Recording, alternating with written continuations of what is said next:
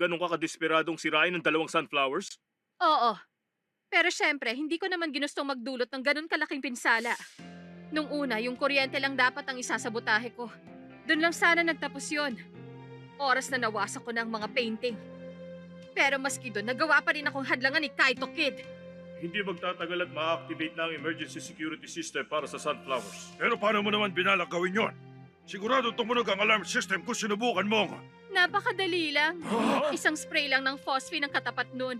Phosphine? Isang uri ng kemikal na lumiliyap oras na ma-expose sa hangin kahit hindi mo sindihan. Ikaw pala yung nagpadala ng package na biglang sumiglap sa bahay ko. Kuha ko na! Kapag namatay nga naman ang organizer ng exposition, natural makakansela ito at posible pa kang hindi na matutuloy kahit kailan. Pero bakit? Kung di nagawang ilapag ng piloto ng ligtas ng eroplano nun, malamang lahat tayo, pati ikaw, pare-pareho nang namatay, Natsumi. Nagawa ko yun. Nagawa ko lang yun dahil ganun ko kamahal ang sunflowers ni Van Gogh. Mas nanaisin ko pang mamatay kaysa makita ang pekeng sunflowers na yun na ihanay sa tabi ng ibang tunay na painting ni Van Gogh. Ang kaso nga lang, hindi naman totoo yung pinagsasasabi mo. Certified na Museum of Chicago at ng Van Gogh Museum mismo na authentic ang painting. Kaya walang dulang gawain mismo ni Van Gogh. Mula sa isang canvas na pinaghatian lang ni Go at Gauguin ang ginamit para sa painting. Doon pa lang matibay ng ebidensya yon. Posibleng hindi mo alam yun, kaya alam ko nagsisinungaling ka. Hindi ako... Bukod pa ron, Sabi mo mas gugustuhin mo pang mamatay. Pero pinasabog mo lang ang eroplano nung palapag na to. Maging kanina nung nagsimula ang apoy, tiniyak mo makakalayo ka sa museum bago pa lumala ang sunog. hindi naman. Kung talagang desidido ka mamatay alang-alang sa sinasabi mong pagmamahal, bakit hindi mo pinigilan si Kid nung pinatay niya ang apoy sa museum? Tingin mo sa ginagawa mo, isang dakilang misyon, pero ang totoo, isa ka lang karaniwang kriminal. Sarili mo lang talaga ang iniisip mo. Akalain mong ikaw pala lahat yun. Mabuting sumuko ka na. Sa sobrang pagkahumaling niya sa obra ni Van Gogh, tingin niya may karapatan na siyang ipagkait yun sa buong mundo. Nabulag na siya ng kasakiman. Mukhang nasaro mo na ang kaso mo, detective. Oo na, makakalabas ba tayo? Kung mag-isa lang ako, kaya. Paano na? Hihingi ba tayo ng tulong? Malabo ring may magawa sila. Baka lalo pang magiba itong kuweba kapag sinubukan nila pumasok. Naku po! Ayos ka lang? Oo, gano'ng katagal bago mag-iba lahat to? Bilib ako, nakatayo ka pa rin. Kapag nagkabutas ang bubong ng kuwebang ito, tuluyan ang guguha ang buong lugar dahil sa low pressure. Sabihin mo! May lalabas mo pa rito si Ran? Hoy, huwag ka ngang... Kaya mo bang gawin yun o hindi? Sagutin mo na lang kasi, dali na! Sa tingin ko, kaya naman.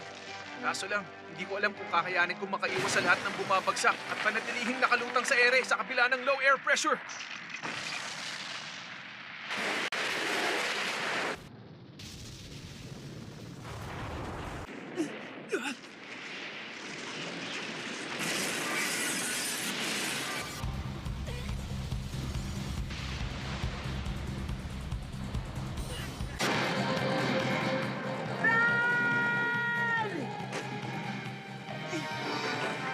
Kaito Kid! Iligtas mo si Ran! Mga kasar, hindi magpapabayani!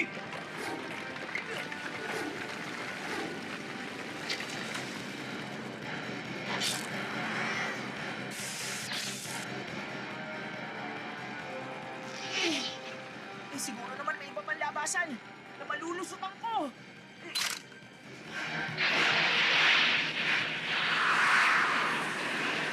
Saan na? Sa likod nito matatabunan pa kami. Saan na yung labasan? Nakita ko na.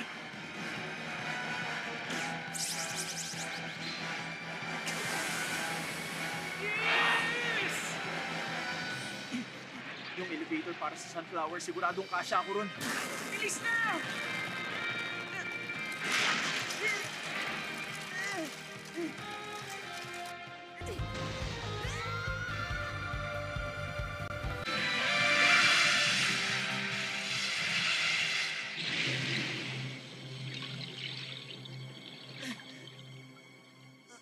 Sunflowers ng Asia.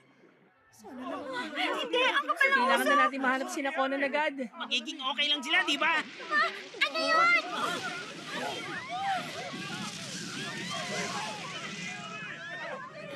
Please lang, sabihin mo wala ka na dyan sa loob.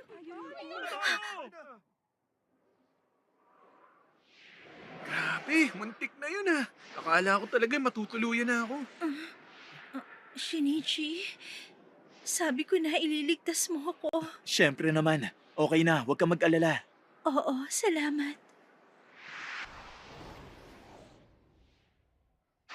Saan ka pupunta, Bara? Sige, nakita ko. Dala si Ate Ran. Ano? Seryoso ka ba? Dali, punta natin! Ate Sona ko! Oo. Nakita ko'y nandito kasama si Ate Ran. Si Oo, Ran, kasama nasan ni sila? Jindelong. Sige, nandito! Kainis, barado din dito. Wala na ako ibang malulusutan. Kapag hindi ako nakalabas dito, ang sunflowers! Ah!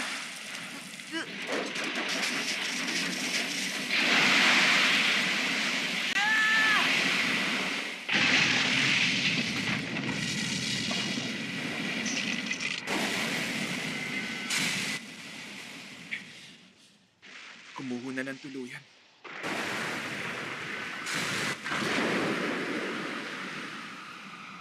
Nakalabas ka na mula dyan, hindi ba? Detective? Ate! Ate Ran! Nasaan Ron! ka? Sumagot ka, Ron! Nasaan ka? Nasaan ka? Ron! Ron, gumising ka! Kayo ba yan, Papa? Ah,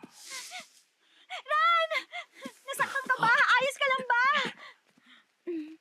Niligtas kasi ako ni Shinichi. oh, Hindi, ate. Si Kaito Kid ang nagligtas sa'yo. Nakita namin, nakaangkas ka sa glider niya. Hindi mo ba naaalala, ate? Hindi ba si Shinichi yun?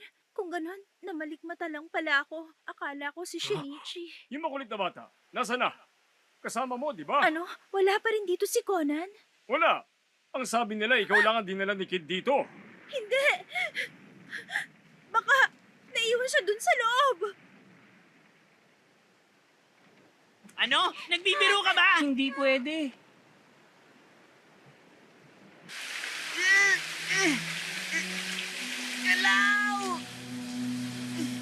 Sa dami ng tubig na pumapasok, wala pang 1 minuto malulunod na ako. Kung gagamitin kong soccer ball ko, baka matulak ko tong sementong to. Pero hindi ko talaga maiiwasang malunod. Teka, yung tubig. Kung ganito kalakas yung pagpasok ng tubig, isa lang ang ibig sabihin nun, nasa ilalim na ako ng lawa. At kung ganun, kapag ginamit ko ang firework ball para itulak tong bloke ng semento, biglang mababagong pressure sa espasyong to at may-eject ako mula sa tubig. Kailangan ko makalabas dito. Ayos! Ganyan na!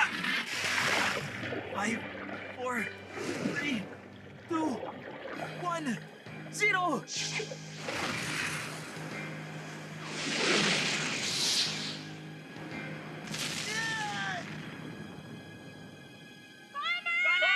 Conan! Ano bang ginagawa mo, Huwag Conan? ka na magpakaba. Lumabas ka na dyan, Conan! Ano pa?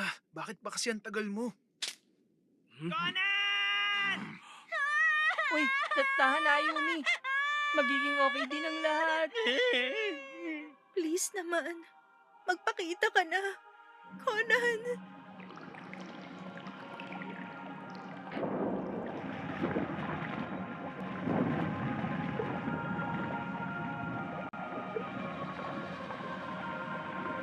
Konti na lang. Konti na lang.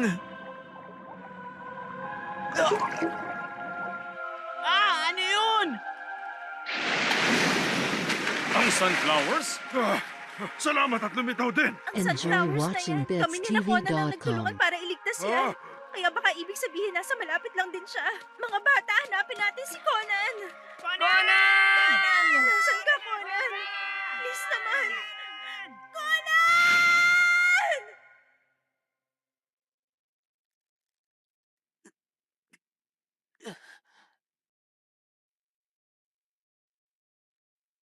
Ha? Ano yun? Ha? Nasaan? Ah,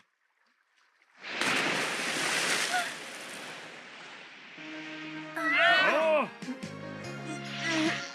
Sa wakas! Diyan ako, bata! Ayos siya! Isa na naman tagumpay ito! Ibang klase ka talaga, Killer Kid! Yeah. Ayos ka lang, bata?